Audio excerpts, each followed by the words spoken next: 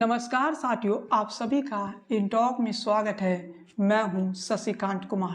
कल गुजरात के मौलवी में एक ब्रिज हादसा का शिकार हो गया। उसमें करीब अब तक जो खबरें आ रही है 150 लोगों की मृत्यु हो गई है। ऑफिशियल तौर पे अभी तक ये बताया जा रहा है 133 लोगों की मृत्यु हुई, लेकिन जो विभिन्न मीडिया रिपोर्टों से खबर आ रही है 150 लोगों की मृत्यु हो चुकी है। इसके अलावा आपको बता दें कि भारतीय सेना और एनडीआरएफ की ऑपरेशन अभी भी जारी है, रेस्क्यू ऑपरेशन अभी भी जारी है। लोगों को बचाने की प्रयास की जा रही है, लेकिन मौलवी हादसा में कई वीडियो सामने आ रही है और ये वीडियो कई सवालों को जन्म दे रही है। सबसे पहले आपको ये वीडियो दिखाते हैं, इस वीडियो को आप देखिए। ये वीडियो काफ़ी महत्वपूर्ण हो जाता है इस घटना में। ये वीडियो आपके स्क्रीन पर अब आ ही गई, देखिए इस वीडियो को। देखिए कि ये थोड़ा जूम करके दिखाते हैं। इस वीडियो में आप देखिए कि 150 से ज़्यादा लोगों की मृत्यु के जिम्मेदार कहीं ये लोग तो नहीं हैं। किस प्रकार से ये लोग ब्रिज के साथ छेड़खानी कर रहे हैं वो आप देखिए। ये किस प्रकार से छेड़खानी कर रहे हैं, ब्रिज के केबल के साथ खेल रहे हैं। क्या ये उचित है? एक बड़ा सवाल उठता है। फिर से मैं वो वीडियो दिखाता हूँ किस प्रकार से ये ब्रिज के केबल के साथ छेड़खानी कर रहे हैं। इस वीडियो को आप देख लीजिए। इन लोगों को शायद ये एहसास नहीं है इनकी एक गलती की कीमत 500 से ज़्यादा लोग चुकाएंगे। इनकी एक गलती के कारण 150 लोगों की मृत्यु हो जाएगी। और कुछ युवा लड़के थे जो ब्रिज केबल के साथ छेड़खानी कर रहे, ब्रिज केबल के साथ खेलने लगे। यूँ कहिए ये खेल नहीं रहे थे, बल्कि लोगों को मरने की ओर ढकेल रहे थे, लोगों को मृत्यु की ओर ढकेल रहे थे। इन चंद लोगों की गलती के कारण आज 150 लोगों की मृत्यु हुई। कई परिवार ने अपनों को खो दिया। वो पीड़ा और वो दर्द मिली केवल इन लोगों की गलती, या फिर इसमें गुजरात की सरकार की भी गलती थी। ये लोगों की गलती तो हमने दिखा दी, लेकिन गुजरात की सरकार और जिस कंपनी ने रिपेयरिंग की, जिस कंपनी को ये कॉन्ट्रैक्ट मिली थी इस पुल के रिपेयरिंग की, उस कंपनी से भी सीधा सवाल है कि आपने किस प्रकार से ब्रिज को रिपेयर करके दिया था। ऐसे ये ब्रिज केबल पर ही था, हो सकता है केबल से छेड़खानी के कारण ये ब्रिज गिर जाए। लेकिन हम आपको एक और वीडियो दिखाते हैं, और ये वीडियो देखिए जब पुल गिरने लगा था। ज़्यादा हम नहीं दिखाएंगे, 3 से 4 सेकेंड दिखाएंगे किस प्रकार से पुल गिरने लगा था। पुल गिरते वक्त ज़्यादा हम इसलिए आपको नहीं दिखा रहे हैं क्योंकि हम एक जिम्मेदार चैनल है। इसके साथ ही बता दें कि ये पुल 143 साल पुराना था।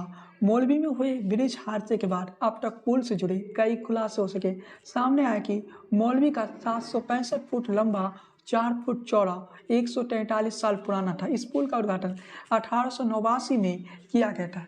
ये केबल ब्रिज को 1922 तक मौलवी शासन करने वाले राजा महाराजा जो थे पुराने दौर में, उन्होंने बनाया था।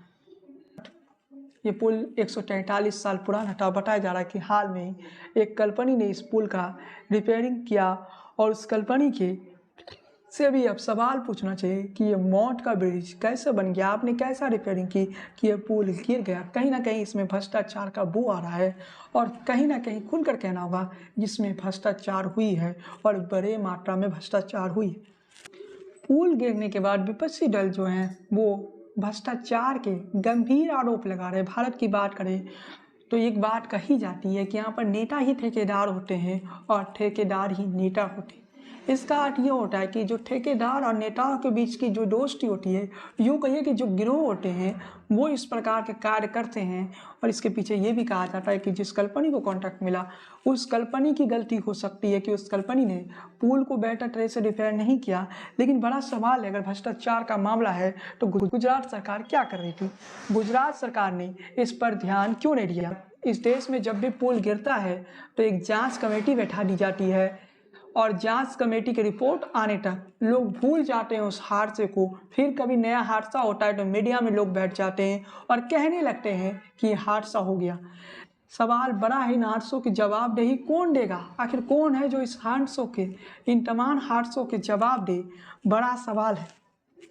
दूसरी ओर राहुल गांधी का एक बयान आया। राहुल गांधी ने क्या कहा, सबसे पहले सुनाते हैं आपको। I don't want to politicize this incident. People have died here. It is disrespectful for them to politicize this incident, so I'm not going to do it. Rahul Gandhi ने कहा इस मुद्दे पर राजनीति नहीं होनी चाहिए। बिल्कुल सही कहा राहुल गांधी ने, इस मुद्दे पर राजनीति नहीं होनी चाहिए। और कतई नहीं होनी चाहिए। लेकिन यहाँ पर आम आदमी पार्टी भी राजनीति कर रही है, आम आदमी पार्टी बीजेपी पर आरोप लगा रही है, वहीं बीजेपी की तरफ से भी आम आदमी पार्टी को पर आरोप लगाया जा रहा है। अब बताते चले कि एक खबर ये सामने आई कि इसमें सबसे ज़्यादा मरने वालों लोगों की जो खबरें आ रही है वो बच्चे शामिल हैं। सोचिए, देश की भविष्य की मृत्यु इस पुल के कारण हो गई। उन जिस कंपनी को कॉन्ट्रैक्ट दी गई थी पुल की रिपेयरिंग की, उस कंपनी से सवाल पूछा जाए वो किस प्रकार से पुल की रिपेयरिंग की, क्योंकि बड़ा सवाल तो उस कंपनी से है। क्योंकि ये मौत का ब्रिज अगर बना तो इसमें कहीं ना कहीं सारे लोग दोषी है, एक पूरा व्यवस्था दोषी है। जो व्यवस्था कंपनी ने काम पूरा कर दिया, क्या वो व्यवस्था को ये निश्चित नहीं किया कि इस पुल पर कितने लोग आ सकते हैं। आपने 70 रुपए के टिकट दे दिए, हम तो कहेंगे वो टिकट मौत का टिकट था, वो टिकट मौत का था। उस कंपनी के 9 लोगों को गिरफ्तार कर लिया गया। लेकिन सवाल ये है, क्या इससे गुजरात सरकार बच जाएगी? अगर गुजरात सरकार ने किसी कंपनी को हायर किया कि आप इस पुल के रखरखाव करिए, देखिए इस पुल में कोई गड़बड़ी होती है तो समय पर इसका रिपेयरिंग करवाइए, गुजरात सरकार की जिम्मेदारी क्या वहीं पर खत्म हो जाती है कि वो किसी कंपनी को मेंटेनेंस की जिम्मेदारी दे दी गई हो कि आप इस पुल की जिम्मेदारी निभाइए? ओडिवा ग्रुप को मिली है, ये सही तरह से पुल के रखरखाव कर रहा है या नहीं, या ये मेंटेनेंस में कुछ कमियां कर रहा है, इसकी भी जवाब देही गुजरात सरकार की होनी चाहिए। बताया जा रहा है इस पुल के गिरने में भ्रष्टाचार का एक बड़ा रोल रहा है। ये ब्रिज ऐसे नहीं गिरा, इसमें भ्रष्टाचार हुई है, बड़े स्तर पे भ्रष्टाचार हुई है, ऐसा भी कहा जा रहा है। अब गुजरात सरकार जांच कमेटी बैठाएगी। कोई भी राज्य में अगर किसी भी पार्टी की सरकार होती है वो एक जांच कमेटी बैठा देती है, लेकिन आपने ध्यान दिया होगा वो जांच कमेटी बड़े मछलियों तक नहीं पहुंचती, छोटे छोटे मछलियों को पकड़ लेती है, बाद में केस को ख़त्म कर दिया जाता है। क्योंकि हम लोगों की सोच जो होती है 2 महीने 3 महीने के बाद हम लोग किसी भी घटना को भूल जाते हैं, चाहे घटना कितना भी बड़ा क्यों ना हो जाए। वही गुजरात में होगा, हम सब लोग भूल जाएंगे 3-4 महीने के बाद। फिर सरकार आसानी से लिपापोती कर देगी और कह देगी 2-3 लोग बलि का बकरा बन जाएंगे, उनमें सजा दे दी जाएगी या ना भी दी जाए तो किस मीडिया को फिक्र है, किसे फर्क पड़ता है? क्योंकि हम लोग तो 3 से 4 महीनों में ही भूल जाते हैं। फिर कभी किसी और राज्य में हादसा हो, अगर वो विपक्षी पार्टी की सरकार रही तो बीजेपी हमलावर करेगी, अगर बीजेपी की सरकार वहाँ रही तो विपक्षी पार्टी करेगी। अब इसका एक सॉल्यूशन कैसे ढूंढा जाए, इस पर बात होनी चाहिए। आप समस्याओं को तो हमेशा बताते हैं, ये समस्या हमारे देश में भ्रष्टाचार अगर समस्या है तो उसका समाधान कैसे होगा, ये भी सवाल उठना चाहिए। सरकार जब अपनी डायरेक्ट का निवारण नहीं कर सकती, किसी कंपनी को कॉन्ट्रैक्ट पर हायर कर लेती कि ये कंपनी ये पुल का रखरखाव करेगा, तो इसका मतलब ये नहीं है कि आपका डायरेक्ट वहीं खत्म हो जाती है। सरकार की ये डायरेक्ट बनती है कि वो कंपनी सही से मेंटेनेंस कर पा रहा है या नहीं समय पर, ये भी तो चेक करिए। आप अगर सरकार है तो ये गलती आप क्यों कर रहे हैं? बड़ा सवाल गुजरात के लोगों से, अपने सरकारों से पूछना चाहिए। गुजरात के लोगों से क्यों, देश के हर राज्य में लोगों को जागरूक होना चाहिए। और ब्रिज बनाने में अगर कहीं भी भ्रष्टाचार होता है तो समझ लीजिए कभी आपके शहर में ब्रिज हादसा हो सकता है। इसलिए भ्रष्टाचार के खिलाफ आवाज को बुलंद कीजिए। आपको बताते चले, जो मीडिया रिपोर्ट आई, विभिन्न मीडिया रिपोर्ट के माने तो इस पुल का जीर्णोद्धार करने वाले जिंदल ग्रुप है, यानी जिंदल ग्रुप को इस पुल की रिपेयरिंग का जिम्मेदारी मिली थी और इस ग्रुप ने ये गारंटी दी थी कि 25 साल तक पुल को कुछ नहीं होगा। फिर इस ग्रुप से भी सवाल पूछा जाएगा, लेकिन साथ में कंपनी ने ब्रिज के में एक साथ 100 लोगों से ज़्यादा चढ़ने की इजाज़त नहीं दी थी। समझ लीजिए 25 साल की गारंटी तो जिंदल ग्रुप ने दी थी, लेकिन साथ में ये भी बता दिया था कि 100 से ज़्यादा लोगों को पुल में नहीं चढ़ना चाहिए। फिर ये गलती कैसे हुई, इसकी जवाबदेही गुजरात की सरकार को देना चाहिए। इसकी जवाबदेही जिस कंपनी को रखरखाव की जिम्मेदारी मिली थी, यानी जिस कंपनी को मेंटेनेंस की जिम्मेदारी मिली थी,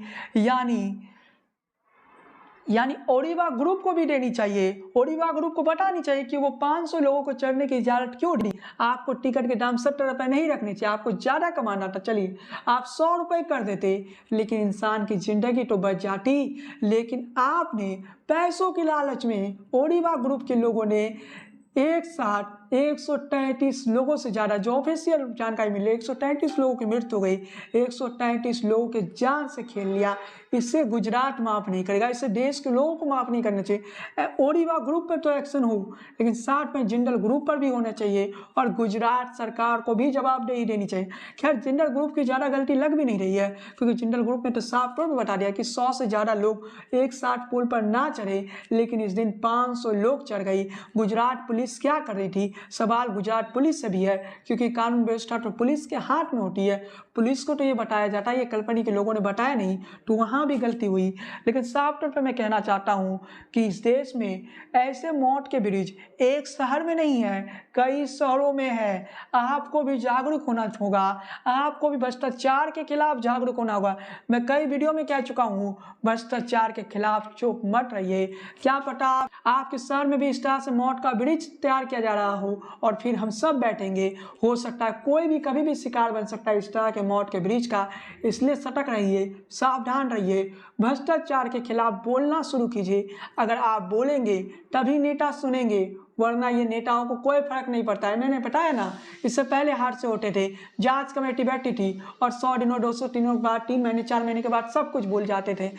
उसके बाद कहानी खत्म हो जाती थी, एक छोटी मोटी जांच होती थी, कुछ छोटे मछलियों को पकड़ा जाता था, उसे सजा दे दी जाती है। इस मामला को गंभीरता से लेना चाहिए। प्रधानमंत्री भी आज भावुक हुए, तो नरेंद्र मोदी जी से मेरा आग्रह है कि इस मामला को गंभीरता से लिया जाए और सख्त से सख्त एक्शन हो। गुजरात पुलिस क्या एक्शन लेता है इस पर भी ध्यान रहेगा, गुजरात की सरकार क्या एक्शन लेती है इस पर भी ध्यान रहेगा। हम बने रहेंगे इन टॉक पर, आपको आगे की भी अपडेट देते रहेंगे। इसके साथ ही बता दें कि ये जो ब्रिज का हादसा हुआ, ये कोई छोटा हादसा नहीं था, एक बड़ा हादसा हुई। आप सभी से कहना चाहते हैं कि सतर्क रहिए, सावधान रहिए। खासकर जब ऐसे ब्रिज, केबल वाले ब्रिज में जाइए तो केबल के साथ छेड़खानी मत करिए। आपकी जान भी जा सकती है या फिर आपके साथ जो लोग हैं उन लोगों की भी जान जा सकती है। खैर, आज की इस वीडियो में बस इतना ही। वीडियो कैसा लगा अपनी टिप्पणी कमेंट बॉक्स में कीजिए। वीडियो पसंद आई हो तो लाइक कीजिए, शेयर कीजिए। इसी तरह के वीडियो देखने के लिए हमारे चैनल को सब्सक्राइब कीजिए, बेल आइकन क्लिक करना बिल्कुल ना भूलें। अगर फेसबुक पर ये वीडियो देखना है तो हमारे पेज को फॉलो कीजिए, लाइक कीजिए। बने रहिए इन टॉक के साथ, देखते रहिए इन टॉक। जय हिंद, वंदे मातरम।